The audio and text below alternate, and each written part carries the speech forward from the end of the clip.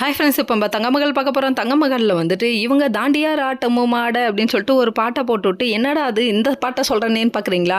ஒன்றும் இல்லைங்க, அது மாதிரி தாண்டி தாண்டி கூச்சி போகிறாங்கன்னு சொல்ல வந்தேன். அதாவது இவங்க மாறி மாறி தாண்டி தாண்டி கூச்சிக்கிட்டு இருக்க, இதில் போலீஸ்கார அங்கிளும் சேர்ந்துட்டாரு. இவரும் மாறி மாறி வந்து எப்படியோ செக் பண்ணுறோன்னு சொல்லிட்டு டடன்னு சொல்லி திரும்பி திரும்பி பார்க்குறாங்க. கடைசியில் பார்த்தா கண்டுபிடிப்பாங்கன்னு பார்த்தா பொசுக்குன்னு மாட்டிக்காமல் போயிட்டாங்களே அப்படிங்கிற மாதிரி ஆயிடுச்சு. இது நாங்கள் எதிர்பார்த்தது தானே அப்படிங்கிற மாதிரி ஆயிடுச்சு. அதுக்கப்புறம் யார் ரங்கநாயகி ஃபோன் பண்ணி மாட்டிக்கல, என்னடா தெரியாதுன்னு சொன்னேன், இப்போ வந்து இங்கே மாட்டிக்க போகிறீங்களே, சீக்கிரம் இங்கேருந்து கிளம்புங்க அப்படி இப்படின்னு ஒரு அட்வைஸை கொடுக்க, மறுபடியும் இடத்த மாற்றிட்டீங்க, ஐயோ இடத்த மாற்றிட்டாங்களேன்னு சொல்லிட்டு கண்டுபிடிக்கிறதுக்காக ஒரு மாஸ்டர் பிளான் போட்டிருக்காங்களாமா அஞ்சலி.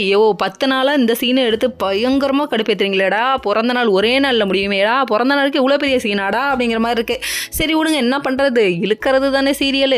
இதெல்லாம் ஒரு பக்கம் இருக்கா, எப்படியாவது கண்டுபிடிச்சே ஆகணுங்கிறதுக்காக அவங்க ஒரு மாஸ்டர் பிளான் போடுறாங்களாமா. அதாவது யார் இவங்க, அதாவது அங்கே உள்ள ஒரு ஆள் வந்து லேடிஸ் விஷயத்தில் வீக்கு, அதனால் அவங்கள்ட்ட அவங்க பாயிண்ட் ஆஃப் வியூவில் போய் பிடிக்கணுங்கிறதுக்காக அஞ்சலி அந்த வேஷத்தை போட்டுட்டு போய் நிற்க, ஐயோ இந்த பையன் என்ன பண்ணிட்டாரா, டே காட்டெருமைக்கு பிறந்த காட்டெருமை வந்து மாட்ட போறாடா, சீக்கிரம் வாடா அப்படிங்கிற மாதிரி ஆயிடுச்சு. அதுக்கப்புறம் க்ளோஸ்அப்பில் மூஞ்ச காமிக்காதரா, கொடூரமாக இருக்குது அப்படிங்கிற மாதிரி ஆயிடுச்சு. அதுக்கப்புறம் டெரராக வந்து கிட்ட நின்று பாப்பா அப்படின்னு சொல்லி பழைய காமிக்கிறான். டே நான் பாப்பாவை உனக்கு பீப்பா கிடக்கா, நீ இருந்துக்கிட்டு என்ன பாப்பாங்கிறியாடா அப்படின்னு சொல்லிட்டு நறுக்கு 4 கொட்டு மண்டையிலே கொட்டணும் போல இருந்து. சரி என்ன பண்ணுறது, இதெல்லாம் வெளியே காமிச்சா நம்ம திவ்யாவை காப்பாற்ற முடியாதுன்னு சொல்லிட்டு இவங்க ஒரு பக்கம் இருக்காங்க. இன்னொரு பக்கம் வந்துட்டு ஆனந்தம் பேரானந்தம் கொள்றாங்க நம்ம ரங்கநாயகியோட புள்ள வாசு ரொம்ப சீரியஸாக இருக்காரு. இதை புரியாமல் பிள்ளைக்கு ஒன்றுனாலும் கவலைப்படாமல் திவ்யாவை பழி வாங்குறாங்க. Okay friends.